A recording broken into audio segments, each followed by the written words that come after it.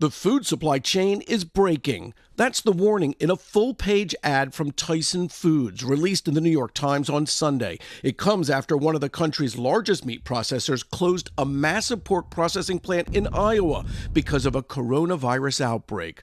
The letter from Tyson's president going on to say, there will be limited supply of our products available in grocery stores until we're able to reopen our facilities that are currently closed. Ambulances start coming to our plant. People start being carried out of there. And so we were always asking our supervisors, basically, what is it that's going on here? NBC News talked to one Tyson worker at that Iowa plant who concealed their identity. We didn't have enough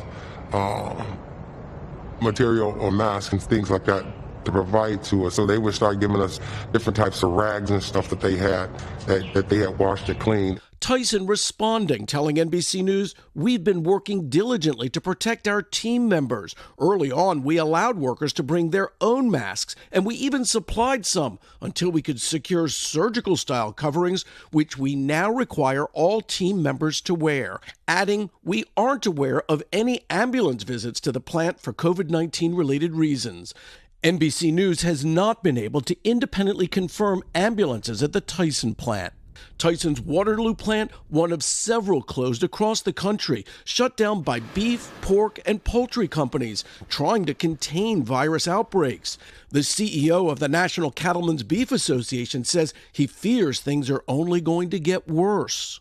If we start to see panic buying, much like we did the first 2 weeks of this pandemic, then yes, we are going to have an issue on our hands. There's no doubt about it.